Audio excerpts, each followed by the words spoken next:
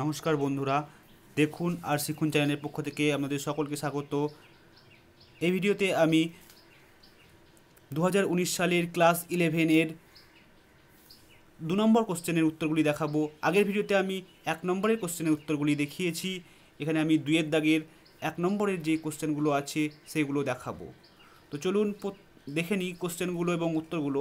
প্রথম কোশ্চেন আছে, সত্যবর্মা কীরকম ছিলেন, তিনি কি করেছিলেন।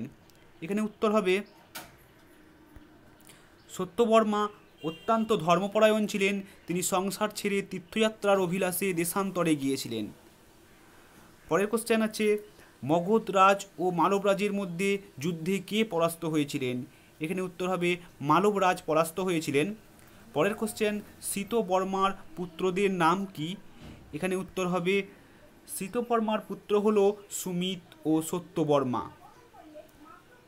পরের কোশ্চেন, ক্রূরকর্মার কি ইচ্ছা ছিল। এখানে উত্তর হবে, ক্রূরকর্মা নামক চোরের ইচ্ছা ছিল প্রতিবেশী ব্রাহ্মণের গরু চুরি করা। পরের কোশ্চেন, ব্রাহ্মণ ও চোর পিশাচ কথা পঞ্চতন্ত্রের কোন তন্ত্রের অন্তর্গত। এখানে উত্তর হবে, ব্রহ্মচোর পিশাচ কথা গল্পটি পঞ্চতন্ত্রের 3য় তন্ত্র কাকলুকিয়ম অংশের 8ম সংখ্যক কাহিনী।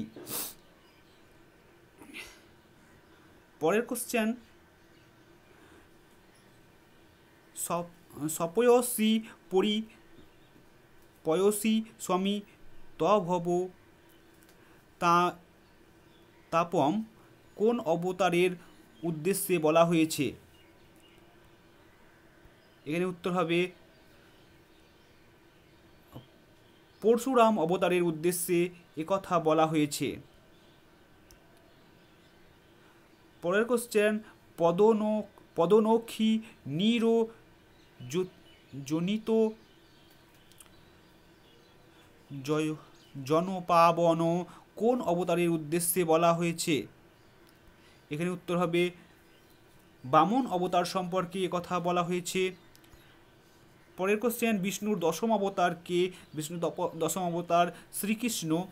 পরের কোশ্চেন, কোন বংশের মেঘের জন্ম হয়। এখানে উত্তর হবে, দিঘির জলে আবর্তে পৃথিবী বাষ্পের বংশে মেঘের জন্ম হয়।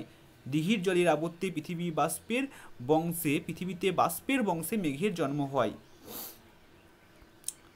পরের কোশ্চেন, বক্রক্রীড়া শব্দের অর্থ কি।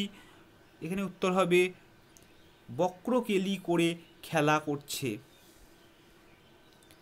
পরের কোশ্চেন, নাট্যাংশ থেকে, কথময় গুরুদেব মে তস্মৈ ভূষাম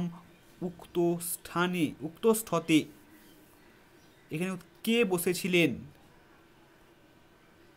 এখানে উত্তর হবে, সুরেন্দ্রনাথ একথা বলেছিলেন।